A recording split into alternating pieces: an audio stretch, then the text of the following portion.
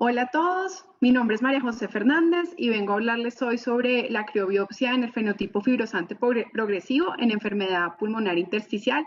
Soy internista, neumóloga, trabajo en la unidad de neumología del Hospital Universitario San Ignacio y recientemente he estado trabajando con este tipo de técnica y esa es la razón por la que quisiera hablarles de esta estrategia para el diagnóstico de los pacientes con esta patología.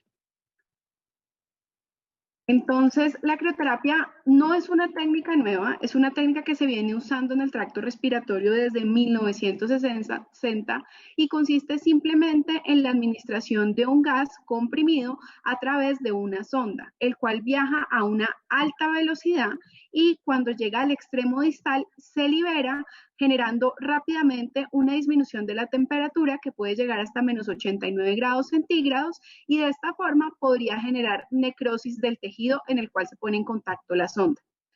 La técnica se utilizó inicialmente a través del uso de las criosondas como una estrategia para garantizar crioterapia o crioablación, que consistía simplemente en administrar pulsos repetitivos de temperatura fría para lograr necrosis del tejido. Ese tejido se dejaba dentro de la vía aérea y unas semanas después se ingresaba nuevamente con una broncoscopia para ver si había habido un cambio en las condiciones de la vía aérea y había recanalización. Posteriormente se empezó a administrar la técnica en una nueva versión que es lo que conocemos como crioextracción, que consiste nuevamente en administrar estos pulsos de temperatura generando necrosis del tejido, pero adicionalmente extrayendo el tejido en un mismo tiempo de procedimiento, garantizando una canalización de la vía aérea. Y otra técnica que se ha adoptado en los últimos años es lo que conocemos como criobiopsia y es garantizar la toma de una muestra de tejido congelado a través de la aplicación de estos pulsos a través de la criosonda. Es decir, que podríamos tener indicaciones diagnósticas e indicaciones terapéuticas. Y en este caso me voy a centrar principalmente en la charla sobre estas indicaciones diagnósticas que consisten en la toma de biopsias, que pueden ser por vía endobronquial o por vía transbronquial. Ninguna de las indicaciones terapéuticas las vamos a ver en esta sesión, pero es importante que ustedes las conozcan. ¿Cómo se realiza el procedimiento? Es un procedimiento en el cual yo requiero de una criosonda, como pueden verla en la pantalla, la cual se conecta a un monitor a través del cual se regula la emisión de este gas y este monitor está conectado a una pipeta o a un recipiente de almacenamiento del gas que para la crioterapia en vía aérea es el óxido nitroso. Existen dos tamaños de sonda para hacer la crio. Una es de 2.4 milímetros y la otra es de 1.9 milímetros.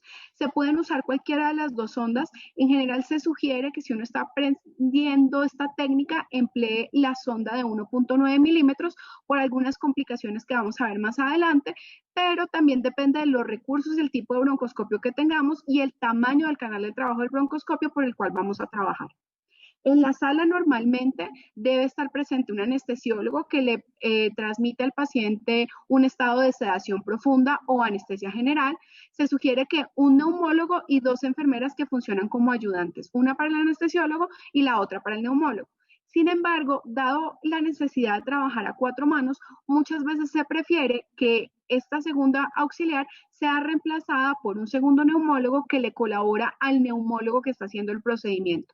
Se puede hacer a través de un broncoscopio rígido o a través de este tipo de dispositivos como son los tubos Rush, los cuales, como el que ven aquí en la pantalla, tiene un canal accesorio. Ustedes pueden ver que el tubo de intubación orotraqueal permite el paso del aire al paciente, pero este canal accesorio permite que yo pueda administrar o introducir a través de él algún tipo de dispositivo, como va a ser en este caso una sonda de Fogarty o un balón de Fogarty que vamos a requerir para evitar que dentro del procedimiento tengamos complicaciones como sangrado que no podamos controlar.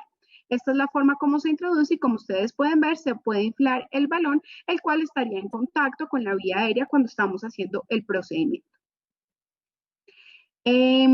Como aprecian aquí, el broncoscopista tiene, en este caso a través de un broncoscopio rígido, su broncoscopio flexible y él está manipulando el broncoscopio mientras una mano del auxiliar es la que está manipulando el balón de Fogarty.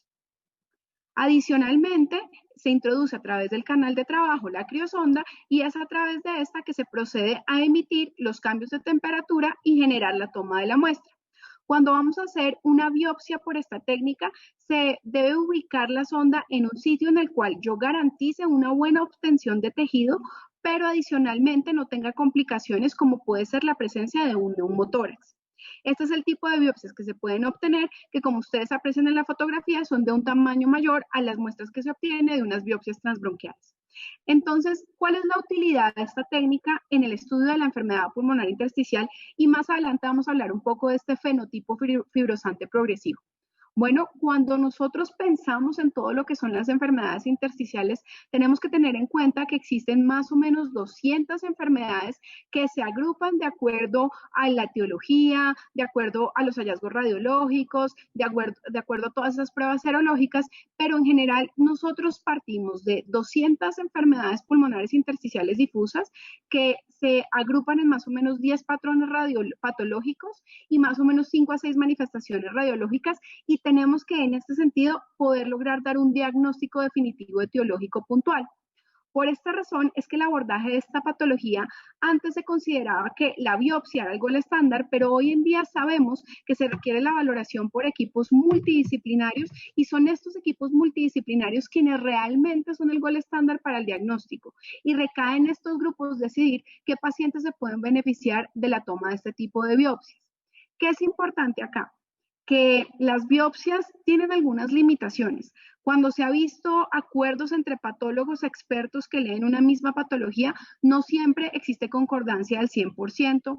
Puede haber posibilidad de errores de muestreo, puede ser que yo obtenga la biopsia de un segmento del pulmón que no tenga todos los hallazgos que necesito para confirmar el diagnóstico, puede ser una técnica que requiera altos costos y que adicionalmente se asocie con riesgos, y de esto vamos a hablar a profundidad a continuación. Y esto hace que solo dentro de esta valoración, de esta junta multidisciplinaria, donde está presente un neumólogo, un grupo de radiología, un grupo de patología, un grupo de reumatología, un grupo de toxicología, dependiendo del caso, se defina qué paciente se beneficia de este tipo de muestra. Puede ser que la muestra, al hacer la biopsia, nos permita aclarar el diagnóstico. Puede ser que nos aumente la probabilidad de un diagnóstico específico, pero también puede ser que no nos aporte información. Y por esto es muy importante que el reporte de la patología se revise en conjunto en esta junta multidisciplinaria para definir qué hacer con el resultado que obtuvimos. ¿Qué nos dicen los algoritmos? En aquellos pacientes en los cuales estamos sospechando que tengan una fibrosis pulmonar idiopática, nos propone que dentro de estas juntas multidisciplinarias se valore toda la historia clínica, el examen físico, los hallazgos radiológicos, las pruebas diagnósticas, y si esta junta considera pertinente, se haga un lavado broncoalveolar y se pueda proceder a hacer una biopsia, y en este caso se propone inicialmente por vía quirúrgica. Entonces viene la pregunta que nos ha traído durante los últimos años, y es: ¿cuál es el mejor tipo de abordaje para obtener estas muestras? ¿Una técnica quirúrgica, la toma de una biopsia transbronquial a través de las pinzas convencionales, o por el contrario, una toma de una biopsia a través de crioterapia? Bueno, pues vamos a ver qué tenemos hasta el momento de evidencia. ¿Qué es importante que recordemos? Cuando nosotros tenemos un diagnóstico definitivo, no se justifica que realicemos este tipo de procedimientos. Sin embargo, cuando tenemos un diagnóstico probable que queremos esclarecer, es importante recordar que al hacer un procedimiento diagnóstico, lo que estamos buscando es construir una parte de la pieza del rompecabezas y con esta pieza poder llegar a un diagnóstico definitivo. Pero ¿qué es una de las situaciones a las que nos exponemos? Este tipo de procedimientos no son del todo seguros, pueden tener algún tipo de riesgo, y por eso es importante que mantengamos esta balanza entre qué tanta información me puede aportar el procedimiento a costa de qué riesgo. Y una vez que establezcamos esta balanza, en qué sentido se puede modificar, determinemos si vale la pena realizar el procedimiento diagnóstico. Pueden haber casos donde la información diagnóstica que me aporta el procedimiento sea muy alta y el riesgo en este sentido sea muy bajo. Ahí se justifica hacer el abordaje diagnóstico. o pueden haber otras condiciones donde realmente la información que me aporte no sea tan alta o el riesgo exceda el beneficio y en este caso no se justifica hacer el procedimiento. ¿Y por qué les traje todo esto? Porque es la forma como podríamos abordar todas estas tres técnicas para definir cuál sería la útil en estos pacientes y qué utilidad o dónde se enmarca la criobiopsia dentro de este abordaje diagnóstico. Como se los dije, la biopsia quirúrgica es el gol estándar, tiene un 95% de sensibilidad, tiene un rendimiento diagnóstico cercano al 93% y por eso es la prueba que dentro de todas las recomendaciones y las guías suele aparecer como la primera recomendación. Sin embargo, menos del 30% de los pacientes que tienen indicada este tipo de procedimiento se someten a la cirugía, así sea por videotoracoscopia asistida. ¿Por qué? Uno, porque al paciente le da miedo pasar por un quirófano y mucho más si la propuesta que le hacemos es pasar por esta cirugía para poder aumentar la información para hacer un diagnóstico. No es un procedimiento curativo. Dos, adicionalmente al médico le genera un poco de preocupación someter a su paciente para un algoritmo diagnóstico a un procedimiento que puede tener complicaciones. Adicionalmente, hay algunos pacientes en los cuales su condición clínica no permite que sean sometidos a este tipo de procedimientos y eso hace que no, los pacientes que podrían beneficiarse no puedan ser sometidos a la técnica. ¿Qué han mostrado las diferentes series de estudio en el abordaje a través de biopsia quirúrgica para obtener un diagnóstico en enfermedad pulmonar intersticial? Bueno, en este estudio, como ustedes pueden ver, existió una mortalidad del 16.7%, que es muy alta, es decir, casi 2 pacientes de cada 10 pacientes que fueron llevados al procedimiento fallecieron. Sí pudo establecerse el diagnóstico histológico, pero a costa de un riesgo muy alto. Otra serie de estudios como este, donde se ha tratado de abordar una población más grande de pacientes, han encontrado que podríamos dividir a los pacientes en dos grupos. Aquellos que son llevados a la técnica quirúrgica no de carácter electivo, sino de carácter urgente.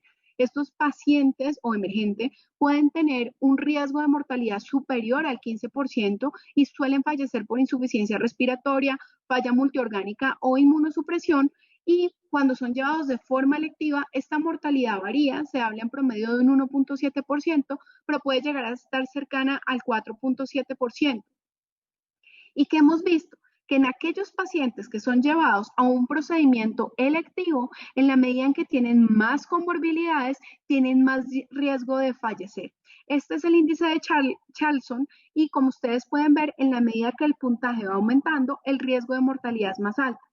Pero adicionalmente, si esto se combina con la edad, nosotros podemos ver que una persona que sea menor de 55 años y tenga un puntaje en el índice de Charlson de 0 a 1 puntos, tiene una mortalidad del 0.4%, mientras que una persona que tenga un puntaje de más de 2 o más puntos y una edad superior a 74 años puede llegar a tener una mortalidad del 10%. Por esto es que es muy importante seleccionar bien a los pacientes que van a ser llevados a esta técnica. Y se sabe que aquellos que tienen una enfermedad pulmonar más severa tienen más riesgo de tener complicaciones. Esto definido por tener una difusión más baja, una presión arterial de oxígeno más baja o una presión arterial de CO2 mucho más alta. Entonces, si hiciéramos este análisis de cuál es el balance riesgo-beneficio de esta técnica, podríamos decir que el abordaje quirúrgico no sería la mejor opción porque tiene un riesgo de mortalidad muy alto. Es un riesgo que de pronto muchas veces no supera el beneficio de poder garantizar un diagnóstico definitivo en nuestro paciente. Entonces, seguimos pensando qué otras alternativas podríamos tener o qué nos ofrece por encima del abordaje quirúrgico en cuanto a seguridad, sin perder esa capacidad de rendimiento diagnóstico, las biopsias transbronquiales. Entonces, cuando hablamos de este tipo de biopsias, tenemos que tener en cuenta que no es lo mismo buscar el diagnóstico de una enfermedad que tiene hallazgos patológicos que se distribuyen de forma heterogénea a través del tejido o que tiene hallazgos que se distribuyen de forma homogénea. ¿Por qué? Porque si se distribuyen de forma heterogénea, posiblemente yo requiera una muestra de tejido más grande para poder ser conclusivo en mi diagnóstico. Adicionalmente, la calidad de la muestra puede determinar que pueda leerla y obtener el diagnóstico o no. la localización de la patología, y esto es muy importante porque si ustedes piensan en las biopsias transbronquiales que nosotros hacemos con pinzas, como ustedes pueden apreciar en la diagramación, nosotros obtenemos una muestra de tejido que está muy cercana al área centrolobulillar, pero si el patrón histológico compromete más la periferia del lobulillo secundario, podríamos perder una muestra de tejido representativa y no poder hacer el diagnóstico correcto. Entonces, siempre es importante tener esto en mente, y la mayoría de los estudios, los registros que han utilizado las biopsias transbronquiales con pinzas para obtener el diagnóstico en enfermedades pulmonares intersticiales difusas de tipo fibrótico muestran que tiene una muy baja sensibilidad, que es cercana al 30%, con un alto riesgo de complicaciones para neumotórax del 8% o para neumomediastino del 2%. Es por esta razón que cuando hablamos de tomar muestras de biopsias transbronquiales, esta balanza de riesgo-beneficio tampoco es la ideal, porque no tiene un buen rendimiento diagnóstico y tiene un riesgo de complicaciones. Entonces nos queda una última alternativa, que son las biopsias transbronquiales tomadas por criobiopsia. Aquí nos tocaría tratar de establecer si este tipo de biopsias son útiles, son seguras y son costo efectivas. ¿Cuál es la diferencia grande entre una biopsia por criobiopsia y una biopsia por pinza? Lo que ustedes aprecian en la figura. Cuando nosotros utilizamos la criobiopsia, el tipo de tracción que hacemos, que se hace desde la periferia del bronquio, permite obtener un tejido que se encuentra congelado, que puede tener un diámetro desde medio centímetro hasta 1 centímetro, y esto garantiza que yo tenga una mayor representación del lobulillo secundario.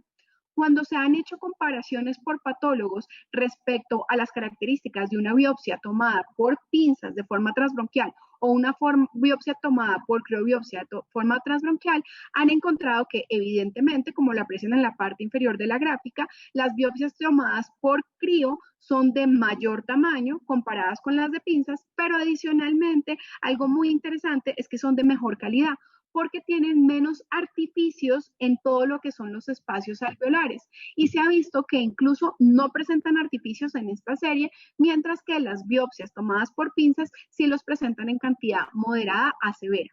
Es por lo tanto la toma de biopsias por esta técnica una característica diferencial para poder obtener muestras de tejido que tengan una mayor representación, que tengan una mejor calidad y que permitan reconocer patologías que no solo involucren la parte central del lobulillo, sino también la parte periférica.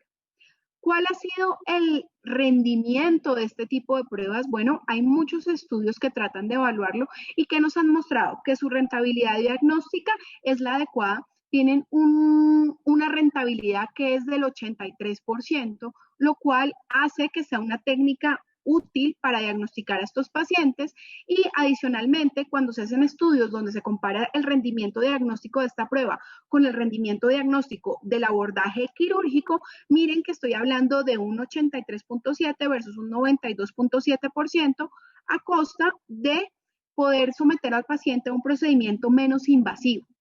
Y cuando se compara cuál es el rendimiento diagnóstico, ya cuando el patólogo mira la muestra, lo que nos podemos dar cuenta es que en los patrones definitivos de neumonía intersticial usual, la biopsia quirúrgica tiene un mejor rendimiento, pero posiblemente porque esta permite obtener muestra hasta la periferia del pulmón, es decir, estar en contacto con la pleura. Mientras que la biopsia por criobiopsia no llega tan distal por el riesgo de complicaciones que tiene. Sin embargo, cuando hablamos de los casos que debemos realmente llevar a este tipo de abordaje, que son los casos probables, vemos que el rendimiento de las biopsias tomadas por crio es mucho más alto que el rendimiento de las biopsias quirúrgicas. Entonces, si yo quisiera hacer un algoritmo en mi cabeza, podría pensar de una prueba que es la toma de biopsia por pinzas, que tiene una baja rentabilidad diagnóstica, a la prueba tomada por criobiopsia, que tiene una rentabilidad diagnóstica entre el 83 al 87%, comparada con la rentabilidad que tiene la biopsia quirúrgica. Entonces, ¿qué nos queda para poder hacer esta balanza? Mirar si la prueba es segura. Que muestran las diferentes series que existen dos grandes riesgos de complicaciones. La primera, la hemorragia, que se estima que es presente en un 39% de los casos. Sin embargo, cuando se compara con el riesgo de hemorragia que existe con la toma de biopsias transbronquiales con pinzas normales, no existe diferencia, pero cuando entramos en minucia a mirar, el tomar las biopsias por criobiopsia sí incrementa el número de episodios de hemorragias que son clínicamente relevantes. Y esto es muy importante porque ha hecho que se tomen ciertas medidas para modificar la técnica, como es, por ejemplo, la inclusión de un balón. ¿Por qué razón? Porque cuando nosotros tomamos la biopsia por criobiopsia, como hacemos una tracción hacia la periferia del bronquio, podemos lesionar el vaso sanguíneo. Esto podría llevar a que al tomar esta biopsia de forma distal, yo pueda generar sangrado y el sangrado me genere un bloque de ocupación en la vía aérea y puede llevar incluso a la muerte del paciente. Este tipo de técnicas, por lo tanto, requiere que yo modifique y establezca ciertas medidas de seguridad, como es la colocación de balones como este, que es el balón Fogarty, que les explicaba al inicio de la técnica, se puede colocar por estos tubos de intubación orotraqueal a través del canal accesorio y lo que se hace es que se pone en contacto cercano al sitio donde se va a tomar la biopsia y se infla para evitar que exista riesgo de sangrado. Por ejemplo, como pueden ver aquí en esta grabación, cuando se está haciendo la técnica, el broncoscopista tiene la criobiopsia, la oprime, una vez que manda la señal de enfriamiento la retira y el otro neumólogo insulta el balón evitando que el sangrado pueda colapsar la vía aérea. El otro riesgo que existe es el riesgo de neumotórax. En ese sentido se habla de un 12% y lo que nosotros sabemos es que hay ciertas condiciones que favorecen que haya neumotórax. El hecho de tomar más de 3 muestras o que se hagan con una criosonda que sea de un tamaño de 2.4 milímetros, pero principalmente cuando el tiempo de congelación dura más de 5 segundos. Por lo tanto, podemos modificar nuestra técnica para evitar que esto pase. Y podemos hablar de las zonas de seguridad para ubicar la criosonda. La parte central es una zona segura y la parte periférica también, pero dejando el borde más distal libre donde no coloquemos la sonda porque si traccionamos en este sitio podríamos generar un neumotórax. Por lo tanto, para poder garantizar que la sonda se coloque en el sitio adecuado, se debe llevar hasta la periferia, se debe retroceder aproximadamente 1 centímetro y se debe verificar a través de fluoroscopia su posición. Se debe evitar hacer este tipo de procedimientos en aquellos pacientes que tienen mayor riesgo de sangrado, es decir, aquellos que tienen anticoagulación, diálisis hemorrágica, que está tomando antiagregantes como el clopidogrel, hipertensión pulmonar, o aquellos que tienen un compromiso de la función pulmonar muy severo. Ya sabemos como tal que es un procedimiento que tiene un buen rendimiento diagnóstico y la mayoría de las series nos hablan de una muy baja mortalidad que se estima en promedio de 0.1%. Hay algunas series que hablan de una mortalidad un poco más alta, pero esta nunca va a ser superior al 0.5%. Entonces, si hablamos de esta técnica, podríamos decir que el balance riesgo-beneficio es el apropiado. Nos genera una información que es útil para confirmar el diagnóstico a costa de un bajo riesgo. Y con esto quisiera cerrar para explicarles dónde iría el algoritmo de este tipo de procedimientos. En aquellos pacientes en los cuales yo hago una valoración completa de su caso clínico, el grupo multidisciplinario considera que se beneficia de pruebas adicionales, las cuales inician por un lavado broncoalveolar, luego se hace una biopsia transbronquial y en caso de que no funcione, una biopsia quirúrgica. ¿Por qué razón? Porque ambas técnicas tienen un muy buen rendimiento diagnóstico, pero las biopsias por crioterapia tienen menor riesgo de mortalidad. Y yo podría pasar de una mortalidad del 1.7%, como se encontró en este estudio con el procedimiento quirúrgico, a poder hacer en aquellos pacientes que se beneficien la biopsia por crioterapia, reducir en estos pacientes el riesgo de mortalidad y solo en aquellos que no puedan tener un buen rendimiento de la prueba, hacer este abordaje quirúrgico reduciendo la mortalidad. ¿Qué nos dicen las guías? Bueno, que depende de la experiencia de la persona que está haciendo la biopsia y que depende de muchos componentes técnicos y por lo tanto no pueden hacer una recomendación sobre el uso de criobiopsia para el diagnóstico de estos pacientes. Y esto me lleva a la parte final de nuestra charla y a responder a la pregunta con la que iniciamos y es, ¿cuál es la utilidad de la criobiopsia en estos pacientes con fenotipo fibrosante progresivo de enfermedad pulmonar intersticial? Muchos podríamos pensar que si bien tienen un origen diferente de la enfermedad, todos comparten unas características que hacen que sepamos que tiene este compromiso progresivo fibrosante y una vez que los pacientes lo desarrollan, en general se utiliza el mismo tipo de terapia. Entonces, ¿por qué diferenciarlos? Bueno, porque yo puedo hacer dos tipos de abordaje para estos pacientes. Un abordaje a nivel poblacional, donde digo, bueno, a todos les funciona el antifibrótico, entonces voy a administrarlo, o puedo hacer un abordaje individual donde busco características diferenciales que me permiten en estadios tempranos, cuando yo sé cuál es el tipo de enfermedad que tiene el paciente, definir si se benefician de inmunomodulación o de terapia antifibrótica y aquí estaría haciendo medicina personalizada. Y bueno, con esto quisiera terminar y dar paso pues a la siguiente sesión y los espero en la ronda de preguntas para poder resolver cualquier duda que tengan. Muchas gracias.